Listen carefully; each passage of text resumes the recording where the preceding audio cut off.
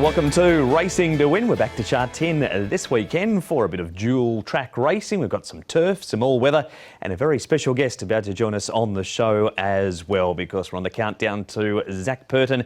Only 8 wins to go to break the record. We'll talk more about Zac soon. Paul Luddy, Tom Wood join us in the studio. And Tom, what are some of the highlights? It's a really good meeting coming up the weekend, Mark. Of course, the unofficial Classic Mile trial is coming up. The Class 3 restricted race has been a good initiative this race, and Mickley at the top, who was really unlucky last time out, taking on a host of whole other rivals. Johannes Brahms going around on the program as well. Ruby Lot, so plenty of 4-year-olds to watch out for. There is indeed, because the series is getting close. Paul, do you have jackpots for us? Yeah, we've got some good ones. We've had some good ones lately, and no exception here coming up on the weekend, with 6.8 million going into the triple trio, so that should get up to the 12 million mark, and 3.8 going into the 6-up win bonus, so that should get over the 10 million mark. So a couple of double-figured ones there. Plenty of money to be won. Meeting details about to appear on the screen for Sunday as we have a look at Sha Tin and roll around on obviously the back of Run Des Run. That camera is so high. 7 turf and 3 on the all-weather. We kick things off at 1 o'clock, so normal start time. The race we'll preview later in the show is race number 9. But before we do that, of course, the talk is Zac Purton breaking the record. He hasn't got there yet. This man, Douglas Whyte, he still holds the record, and he sat down with Nick for a chat.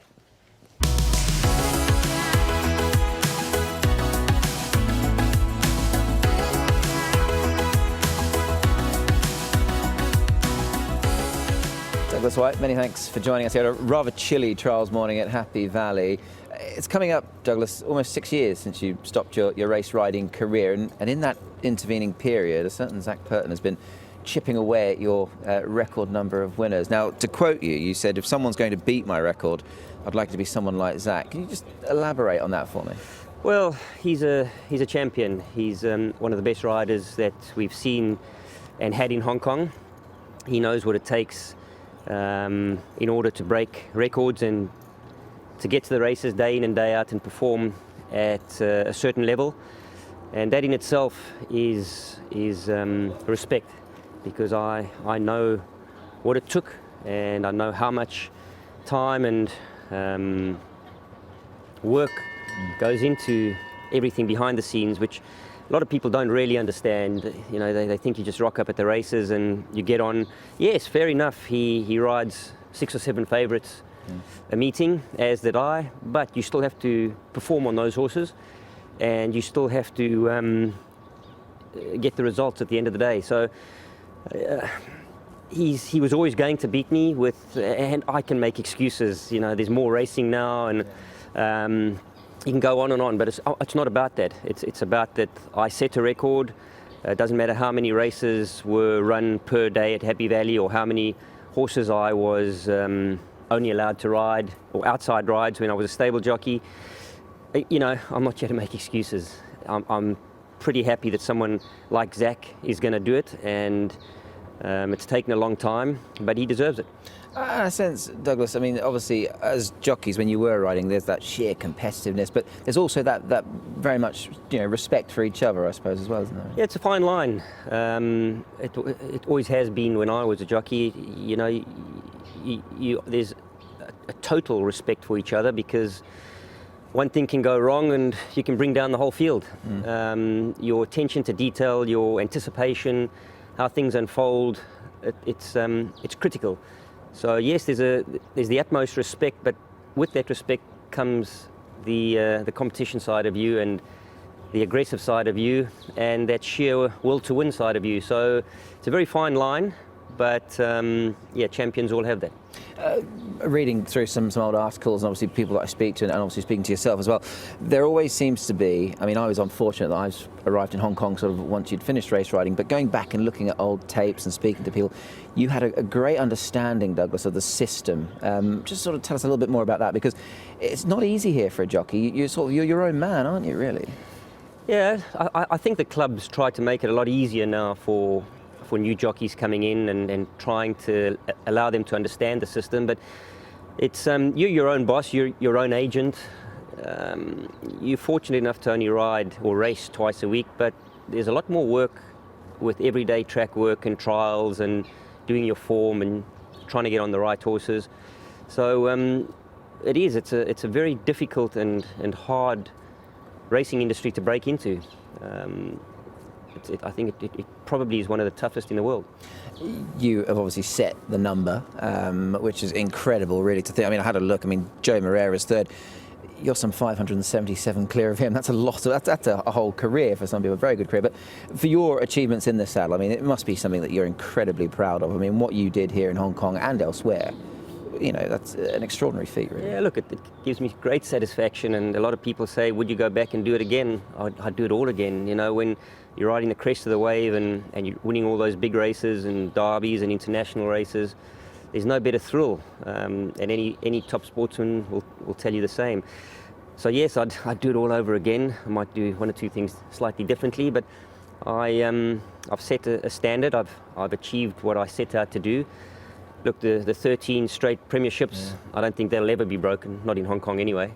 I had a real tough time about things. I had a hard head and wanted to do it, and I set out to do it. And as Zac himself and Joe and all of them would know, it just takes one or two slip-ups and you lose a premiership and that consecutiveness is gone. So, but as far as the record goes, I think I did well enough to set the bar as high as I possibly could, and it's been there for a while. I think you're being very modest. I think it was quite an extraordinary feat. Let me just take you back to the very beginning. There was a short-term licence, 96-97 season. You came for that. You went home. How much do you owe to London News, perhaps, bringing you back here? Well, a lot really, but I came for 3 months. I had a very good 3 months. I think I had 28 winners, and I went home, and it wasn't my intention to come back so quickly, but I was obviously riding London News at the time, and I won our big races, the Queen's Plate and the Met, and he got invited to for the QE2 Cup, and I was fortunate enough to get invited to ride him. And after he won that day, there was a few jockeys leaving, and the club asked me to stay on. And yep, the rest is history. I've never left. It certainly is. And coming full circle now and up to the present day, you're now obviously a Group 1 winning trainer. That must fill you with immense satisfaction. I know we've spoken at length about the great Russian Emperor always, and he's now enjoying a wonderful retirement down in Australia. But how do you look at it now, Douglas? I mean, I imagine you still look at it from a little bit from that jockey's perspective, do you, when you've got a runner out there? Yeah, absolutely. I don't think that will ever change. There's that desire, the competitiveness, and more so the discipline and the perfection. That'll never change. But I think it's a lot more satisfying winning a Group 1 as a trainer than it is as a jockey, because the work that goes in behind it, the team that you have behind you, and anything can go wrong. You know, once you leg the jockey up and the gates open, you're out of control. Whereas when I was a jockey, once I got legged up, I was in total control, and I knew my surroundings. I knew where I wanted to be and what was going to unfold. So there's a lot more satisfaction, I'd say, from being a trainer winning a Group 1. Indeed. No Group 1s for us this weekend, but you've got runners, of course, at Sha Tin. I had a look through the card. I mean, Go Win, a horse that potentially comes into the race in good form? Yeah, he's hit a purple patch at the moment. He probably bumped one a bit too strong for him last time, but he ran well again. He's drawn well again, so he'll be very competitive. You seem like you're a fan of Alexei Pouchon as well. He's a lovely young rider. He's got a great pair of hands. I like his work ethic. It's unfortunately he doesn't speak a lot of English, but I think he'll, in my opinion, he'll be back. There he is, Douglas Whyte, and what a record it is. He still leads the jockeys' wins overall, Paul, but 13 premierships in a row. That's one record, as he said. You can't ever see that being rolled. Yeah, it was 2000, 2001 season, and then he was just dominant all the way through. And I was here and when he was dominant in those stages, and he was just such a good rider and everything. And look, it's fitting, obviously, that he's passing it on now he will pass it on to Zac at some stage. It's inevitable now. And they're both good riders, but it's hard to compare them because it's like comparing rugby players or football players from two different eras, because they were riding at different times. You know, they did there was a crossover period, but not for long. Yeah, there certainly was, and he didn't get the Durban Demon name for nothing. He was a fierce competitor out on the track, and he still is amongst the trainers' room is Douglas Whyte, and that record is going to be broken in the next, I sort of said a few times, probably the meeting on the 19th. I think that's sort of where it looks to be broken, unless Zac has a big afternoon on Sunday. It'd be fitting to break it on the 19th, wouldn't it, Paul? And your dream is wins on one of Dougie's. Yeah, wouldn't that be great if Dougie sort of trains the horse that Zac breaks the record on? That would be fantastic. You've been down to the temple to sort that out? Yeah, we'll have to go down there, do a bit of praying. Fung, Inno Century there for Zac. He's a first start, looks to have trialled well. Volcanus there for Me Choi on the dirt. Sonny De Best, who was very unlucky last time out. Paul, another one for Christo City Thunder. Chris's horses certainly have hit some form recently. Yeah, no, definitely they have. And look, Mastermind Universe was very impressive at his last time. Fast Network has been racing very well, steps up in trip, and Glorious Success, both his starts. I mean, all his horses are going to be chances, aren't they? This one might be a chance too, leading into the Centenary Sprint Cup, Paul. This is the trials yesterday at Sha Tin. Kaying Rising leads the field home here. I think you're going to talk about one of the others, but Kaying Rising looks a really nice trial from him, and he did what he had to do, and he won it really nicely. Voyage Bubble, again, these are top-class horses here. They're all in really fine fettle at the moment, and onwards and upwards. Yeah, his trial yesterday was very good. The top two in this race, of course, him and Voyage Bubble, they were 7 lengths clear of the rest of the field here. They ran 110.43 and just taken the edge off him there. Of course, it's been a wee while since he had a race now, but on a month or so we'll just knock the edge off him, and he'll be cherry ripe for next weekend. This trial slower, Tom, at 111.25, featured Beauty Eternal running 3rd and Ensued finished 8th. Yeah, nothing wrong with the trial here of Beauty Eternal. And here he is moving up with massive action, and you've got a few others that need to improve a little bit behind them. But he was good here again, just run down late by Find My Love. The margin here was half a length in the end, so he's just run 3rd. He's just finding it a bit tough at the moment, though, isn't he, Paul? Yeah, he is a little bit. Nothing wrong with the trial, as you say, so he's onwards and upwards, and Shoot will want a lot further. You know, he's a horse that we see over a lot longer. And that's to Gentleman's Race Day, a dual Group 1 day coming up on the 19th of January.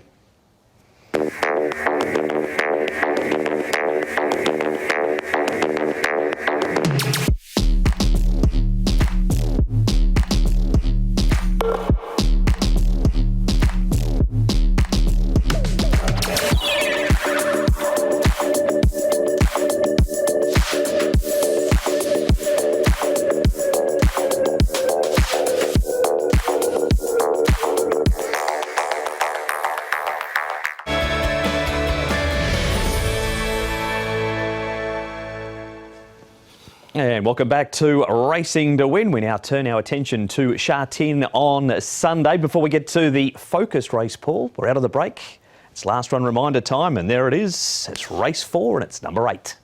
Yeah, it looks a winner waiting to happen. Does Invincible Lucky. He's been racing really well. There is. He jumped nicely enough here, but he was dragged back in the race, and you can see him going all the way back because he was sort of stuck three wide there, and ends up towards the back of the field. So it was a good run from him. He's had a few runs now this season. This will be 3rd up. You can see once he got into the clear, he finished off really strongly for 2nd. He was sort of just about last on the turn. He got beaten by a really nice horse, the Boombox, who's actually unbeaten, this horse. He's 2 from 2 now, the Boombox. And you can see them, they came through together. They fought out the race, but he couldn't quite pick him back. But he does look a winner waiting to happen. So I can see him running pretty well on the weekend. Gets the blinkers on too. Race 4, number 8, Invincible Lucky, the last run reminder for Paul. There's a stack more on the website too if you want to follow the last run reminders. The preview race. Race number 9, Class 3. It's a restricted Class 3 and it's over the 1,600 metres. Mickley unlucky last time at the top of the book. Fast Network has the blinkers off.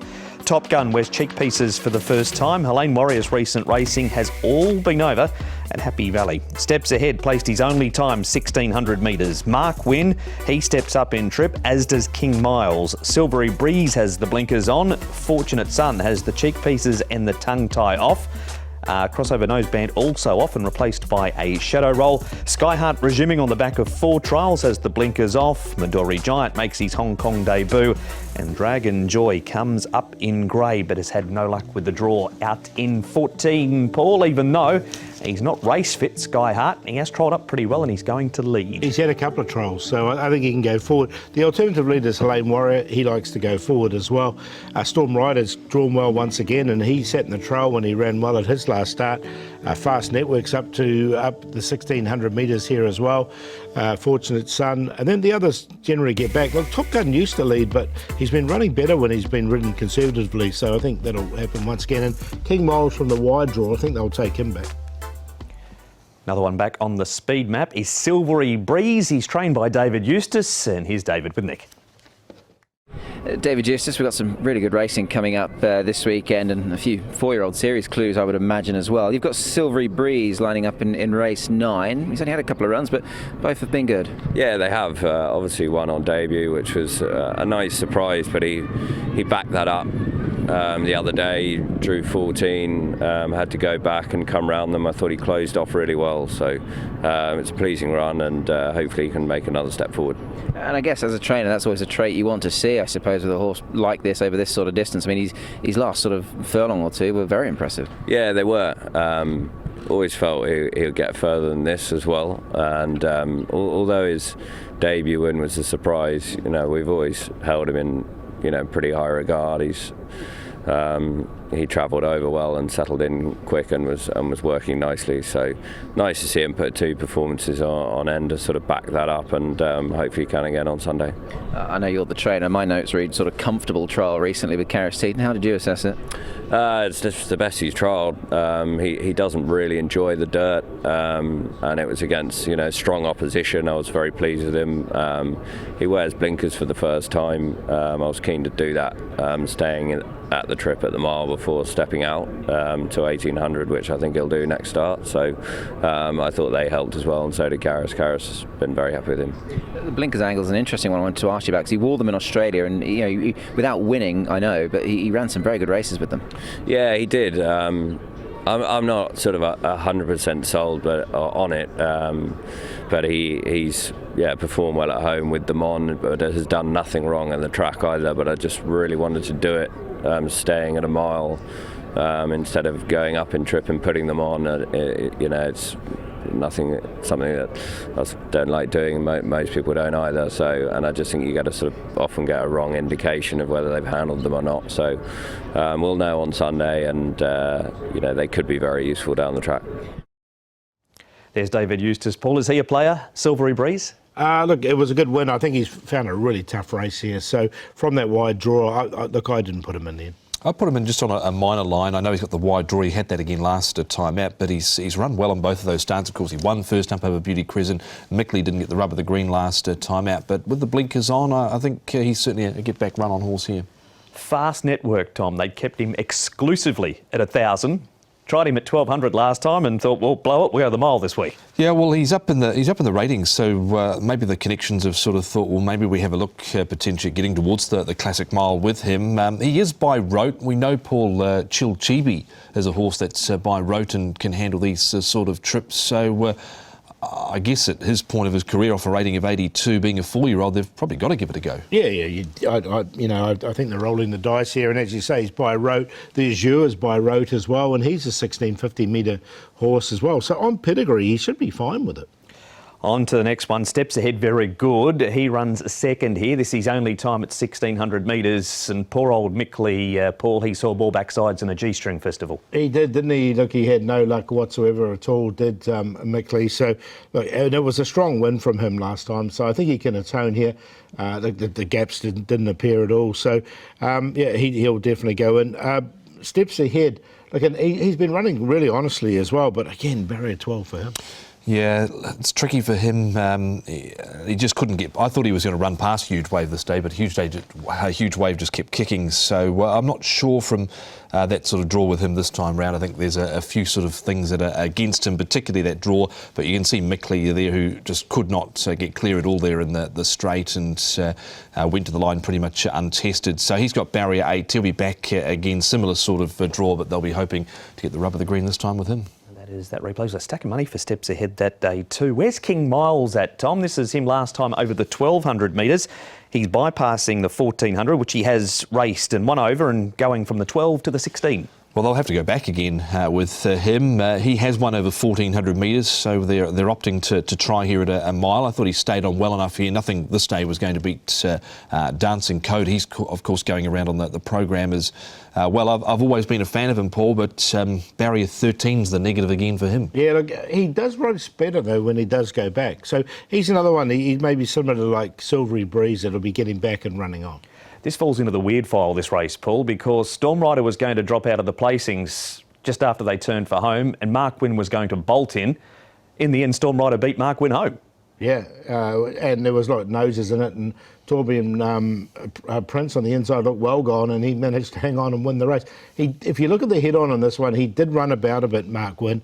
If he'd run straight, then I've got no doubt he probably would have won the race, because the margins were pretty short. But again, from barrier number 1, it's just how much cluttered up he gets amongst horses. But he's a class horse, and he can easily win this. You look when he's won, he's sat a bit closer, and he, again, last time out, a bit like his first 2 starts, he was just too far back, and that was probably the case again last time out. And then he wanted to do things a bit wrong there over the final stages. Barrier 1, we'll see how he goes there. It is Dragon Joy, Tom. Harder this week, but a big performance down in grade last time. He's slightly out of the handicap here is Dragon Joy, but he was at the back. He followed the inside path here and kept on coming. The instructions were to be midfield, but they were further back than intended. So he'd need to win this and be very impressive, Paul, to get towards the Classic Mile. Yeah, no, definitely. And look, there was a really slowly run race, that one, and Divas 12 had nicked it from the sort of front with the other horse there. So it was a good run, but this is going to be a lot harder.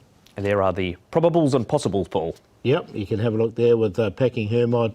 There is racing at this meeting, so that the asterisk means they're racing. Devano, Ruby Lot are good chances, as well as Johanna Brahms and Mickley coming out of this race. There's a few there you can see with the question marks. So thought that the cut-off point for this was probably maybe a low 70.